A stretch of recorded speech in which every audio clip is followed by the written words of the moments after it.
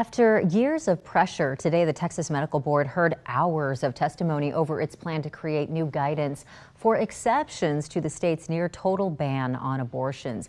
Our Monica Madden highlights the concerns from doctors who could face fines, even jail time, and lose their license if they perform abortions outside of the state's allowed exceptions. There's still a lot of confusion. Houston OB/GYN Dr. Todd Ivy has been waiting. Part of the confusion comes from the severe penalties. For more guidance about what conditions he may provide a legal abortion to a patient with urgent medical pregnancy complications. It kind of comes down to, well, you can do this if you think you're using reasonable medical judgment, but if we don't agree, we're going to come after you.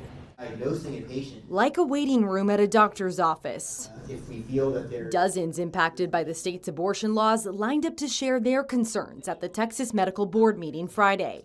Our doctors having no guidance on what to do has caused so much suffering. The board proposing a broad definition for what would allow emergency medical abortions under the exceptions clause in state law. Not every circumstance is exactly the same. Wrestling with creating an exhaustive list of conditions. Medical judgment is really not whittled down to a list of conditions.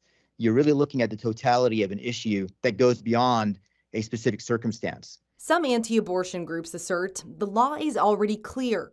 Abortions under the Life of the Mother provision have continued at about the same rate each month since the Dobbs decision. The solution isn't to upend standing policy, but rather to educate them that they can use their reasonable medical judgment. Doctors like Ivy appreciate more clarity. Medicine's very gray. It's not black and white. But we'll wait. Then they've established a whole set of such severe penalties that it's created this chilling effect, and no one wants to be the test case. I don't. Monica Madden, KXAN News.